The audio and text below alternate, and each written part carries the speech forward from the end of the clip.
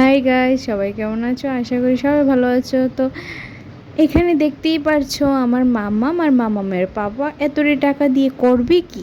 তো সেটা তোমরা আজকে ভিডিওটা দেখলেই বুঝতে পারবা অ্যাকচুয়ালি করবে কি। তো এইখানে আবার আমরা কেকও কাটিং করছি। তো এটা কি কারণে করছি এটা তোমরা দেখো।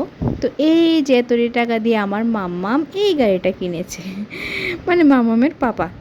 তো এখানে আমরা গাড়িটাকে শোরুম থেকে এনে বাড়িতে একটু যাত্রা করেছিলাম। তারপরে মানে এখানে আমরা সবাই মিলে একটু যাত্রা করিয়ে পুজো দিয়ে তারপরে হচ্ছে আমরা মন্দিরে যাব।